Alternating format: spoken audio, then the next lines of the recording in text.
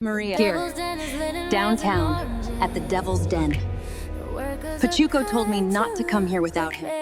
And now that I'm here, I understand why he told me not to come here without him.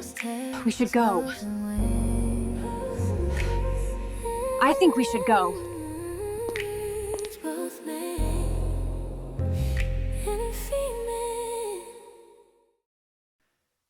Hi everyone, my name is Dirk Koenings and I am the writer of Post Fall, and again my wife Kathy is joining us here. Yo. Hi. Yo. All right. That's funny. All right, so we're here on episode 5 and we're going to talk about the moon's appearance with the two cities, Uptown and Downtown. It was brought to my attention that while I do these episodes, I should probably start working in some lore and replacing some of the unnecessary imagery that I never intend to use anyway with some facts that I don't have written down, because I don't have a novel of post-fall. I just have screenplays. What, honey? Well, it shouldn't be scripted like that anyway. What you're going to say. No, but I'm just trying to alter the rather image with some information and less imagery. Yes, I agree. Basically, I want to verbalize things that I have not really written down and I don't have much intention to write down, but things that are in my mind that you may never otherwise notice. So, let me do my quick little spiel here with the 4-panel. Again, if this is your first time with Post Fall, we're here to sell the film rights to my Post Fall 6-film franchise. I describe Post Fall as a tagline, Blade Runner meets the R-rated version of Narnia. And if you have not watched episode 1, I highly recommend you do to learn a lot more about it. Each episode I release, I'll post 10 pages from my 6 screenplays. So you should be able to go either through the link down in the description here or just go to postfall.com. And you'll see the screenplay link there if you'd like to read along. If any of this sounds interesting, please help out by commenting, liking, subscribing, and watching these videos. Now, the focus being on the moon's appearance. Anything you want to talk about before we look at some photos, Mama? For the moon's appearance? Yeah. No. About a month ago, when I was trying to get some things figured out, I was trying to get an idea of what the cities would look like. So you're going to see a quick video here showing what I had about a month ago. And which is not good. Oh, but it's colorful. It's colorful. More importantly, it was showing the background image of up in downtown there. Is that the proportions look good to you? No, those. Here's the problem. Okay. Before that, I have the poster here, right? The trifold poster and the moons on the left side here. And you can see the exaggerated light trying to point out, oh, look, there's 2 civilizations here, right? Could they possibly be that big? And the answer is no, not for any practical purpose. But they still have to be visibly seen from Earth. So that was what I kind of started this week off trying to work on. What would the moon look like with the 2 uptown and downtown cities on the poles, but scaled well enough to be attractive for the movies, but make sense to my estimation of the populations of the 2 cities. Which I don't recall why I picked 12 million, but I did write down in the screenplays that the cities are roughly 12 million people apiece. Okay. So then I asked ChatGPT, and what would a city of 12 million people look like on the moon's surface? And you can see here that it came back that the moon's diameter of 2,100 miles, and that these cities would probably be about 1.7% of that moon's diameter, or roughly 36 miles across. Okay. That's not very big. That's not very big. 1.7% of the moon's diameter is the width of the city. Yeah. Well, obviously, going back to the trifold poster, that's too big. Is it too soon to ask how they get from uptown to downtown? Well, they could take spacecraft to shuttle between them, and there is also underground rail systems between the 2 cities, high-speed rails. Got it. Okay. All right. So I'm trying to get the moon proportionate to the cities this week, and we're going to talk a little bit about what kind of results I get, which actually get fixed pretty quickly. So we know the cities are roughly 36 miles across, which won't look very impressive from Earth distant-wise, but we have to see the cities from Earth.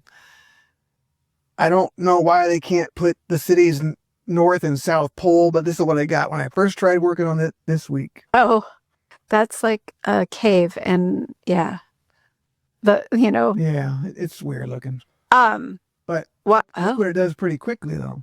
Yeah. Yeah, pretty quickly it gives me a dot that it says, well, this is the right size of a dot in relation to the moon, and I can kind of see that 1.7% of diameter.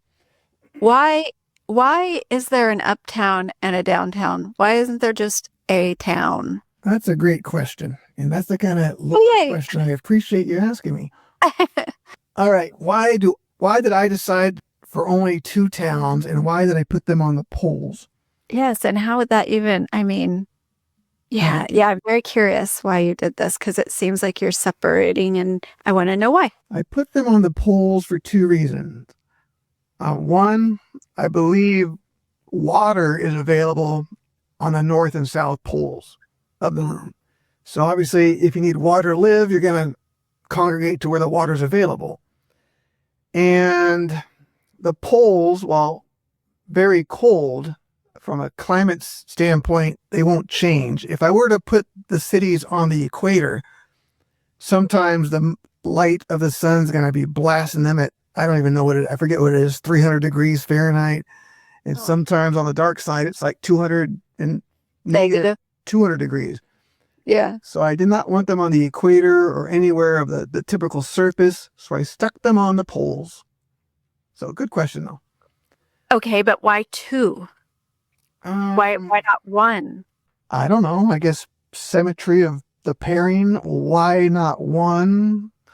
Maybe I knew I wanted to have the opposing factions of, the Uptown being the glass and pretty neon and basically the wealth of the civilization, and Downtown being grimier and lower class, the working class city. That's why. Okay. And this was already kind of interesting to see, but of course I'm trying to get them to put the dots correctly on the surface poles. I understand. I have another question though. Go for it. I'm sorry. What constitutes, how much money or whatever do you have to make to be able to live in Uptown? What's the I got requirement? no idea, honey. Oh. I don't know the answer to every question you could possibly think of. And within the confines of the movies, I have no idea. Just imagine it's the wealthy Uptown and the poor Downtown. Okay. Slightly improved placement of the cities. Moving forward with trying to get the cities placed against the surface correctly, this was an improvement. And again, I can see them. Now, we're pretty close to the moon. I don't know what distance that would be, but not too far away.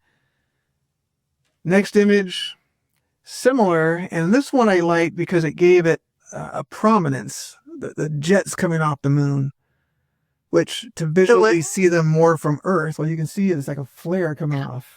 Oh, I was looking for a jet. I'm like, what are you talking about? The light. I see what you're saying. Yeah. And I can imagine that could be an after effect of the shielding as it comes up and meets at the center point. It becomes a flare, basically, and that explains why you could see it from Earth. So I don't hate how that looks. Especially if I can't have the actual dome physically seen. The prominence will be more important at that point.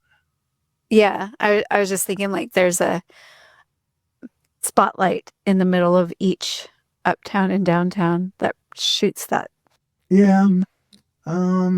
Maybe a reason attached. I don't know. Town's dome has a central tower that touches the top of the dome, so that would make some sense there. And that's where that restaurant, the Heaven's Gate restaurant, is. Yes. I know that one. Downtown does not have that primary tower, though. But yeah. And just because we're talking about lore, going back to episode 1, you saw during the exposition segment of the video where I had some clips, and one of them was talking about when they leave Earth, when the Unaltered leave Earth, there's an image of the ships flying away.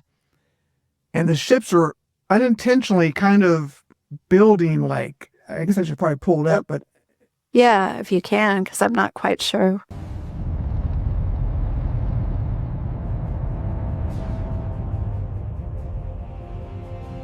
All I can think of is a mass evacuation in another movie, so I see that in my head. yeah, well, the interesting thing was it gave me the idea that when they do mass evacuate, partly why they can make so many people leave so quickly is they basically did build spaceship buildings that intended to be landed on the moon surface and become the apartment buildings and the rubbish. Yeah. Next image.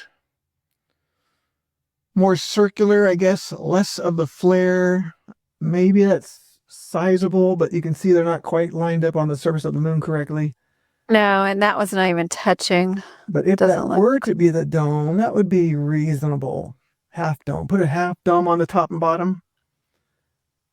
It's probably too big still for 1.7%, but a part of it will be the rule of cool. You got to be able to see this stuff too in the movie. So Yeah. what's next? Here I got one where you may not be able to see the pine trees, but I told it to give me the view from Earth. Can we see the cities from Earth? And again, I like how this turned out. The top one's obviously up in the air. Downtown looks kind of nice there, though. If that were the scale. I'm sure you will do it later, but a view from the moon looking back at Earth. Yeah, that's easy, though. And it's another one. This time, instead of the dots we had here, it gives me those prominences again, the flares coming off it, which could be interesting if they danced around at night. Maybe the flares danced and moved and flickered. Oh, that's weird. Yeah. But it reminded me of when you and I and some of the kids were here last year looking at that. Uh-huh. Yeah. That's what I was gonna say. A solar flare. Eclipse, and we could see the prominences of the sun coming off it. It's kind of what I'm seeing here. Yeah. So it's pretty, and I like how that turned out. I mean, I see that it can work for the purpose of the movies. Yeah. And then I asked it, all right, how about daylight? Can you see that in daylight? Think about daylight. Yeah. That's hilarious. Wow. I think it worked out pretty well.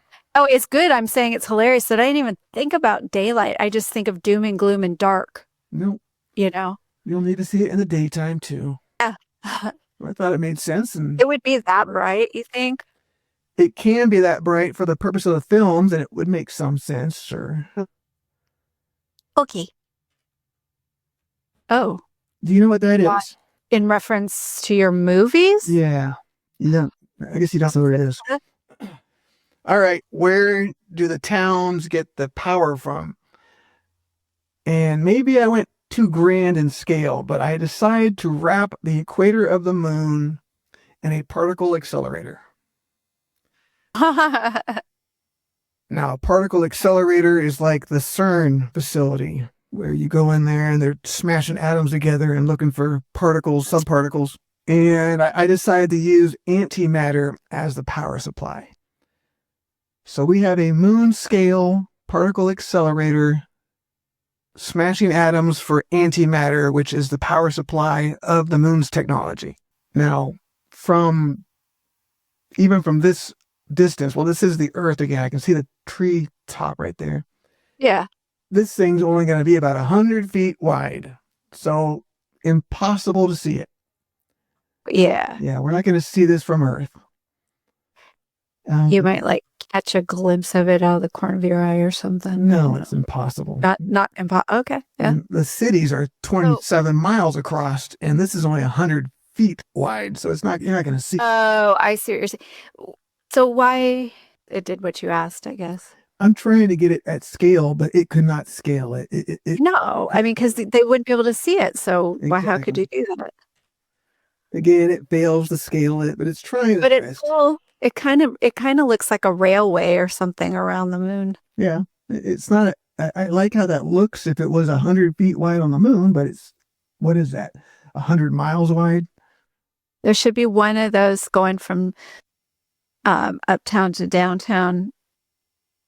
One of those things wrapped around. So it's a train or something, shuttle.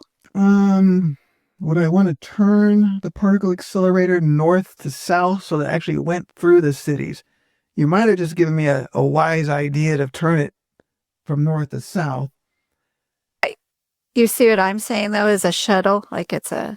Well, I There's a think we shuttle. could widen it, and we could build in the train system within itself. So maybe that becomes a new It alternate. must be a cool, another thing they're looking up at, the bright, you know? Yeah. I don't know. I like that. Yeah. I don't want to see the particle accelerator. That's attractive. Yeah. Yeah. So But either way, it's like that, it like is a railway system. I just think it looks cool. But again, does yes, look it's cool, going to be but in the you can't time see too. and then that's 100 miles across. So it's just, yeah. Maybe it's down to 50 miles there, but even that's probably not right. It's still probably 75 miles or something there. All right. The particle accelerator. This was just some kind of schematic that chat was giving me, trying to talk about how it's formed or whatever. Oh. Reference of a moon man, trying to have a moon man outside for scale. And there was probably one of the first images coming back. Again, But you're saying it's 100 feet. yeah, in even for width? scale, 100 feet in width. Yeah, okay. Yeah, so this moon man would be either 100 feet tall, or that's only like 10 feet across. Yeah. Yeah. Trying to get it to work, it has a hard time. It doesn't quite like my instructions, especially when I try Not to. bad, though. It's not terrible. I like the thickness of the material there, trying to protect it from micrometeors or radiation. Yeah. It doesn't extend it. It always wants to have an end cap for some reason. It has a hard time just giving me a solid rail system. But you kind of get the idea what I'm going for. Yeah. There's one of the better ones. Now you can see it ending in the horizon, and it goes on to the other direction. And it's getting size-wise better, too. Yeah. I do want it half buried, though. I want it half submerged. Okay. I guess lights off version. That looks like It what a boring device looks like when they're making these massive tunnels nowadays. battery. Looks like a battery. Yeah. Uh-huh. Why did I go 100 feet wide? I think in my mind, I figured the accelerator portion itself is like 20 feet wide. And then I put access maintenance roadways on each side of it about 20 feet. And then I put 20 feet of shielding or plumbing or whatever else you got to put in there on both sides of it. So 100 feet just seemed about normal. From the movie standpoint, the accelerator does have a scene where it gets used when one of the large ships has to land and refuel, basically. Okay. Otherwise, it's not too important. So there's like stations throughout it around the moon. There would be some sort of habitats for maintenance workers living on it and working on it. Well, but you said for fueling up or something. Yeah, there would be some sort of connection points for filling up on the antimatter material, I suppose. Well, I want to go back to the moon, to the them getting around. You said tunnels. You can't go right, or maybe you can, I guess, through the core of the moon to the other side. Like you said, tunnels. I didn't go through the moon for the train system. I just imagined it was minor subterranean. It was bored underneath the moon's surface for protection. But there are definitely some sort of transport systems between the two cities. Okay. In fact, there's literally trains in the movie, so you're going to see a subway system or whatever. Okay. Anyway, all right. Anyone who's still here and watching this episode, I appreciate you. And again, if you can, give me a subscribe and like and help push us toward that first tier unlock for that music rights, please. Yes, please. And for an outro sneak peek, you get to see a Earthside character named Father Harvish, at least at age 8. Thank you all. Take care. Bye.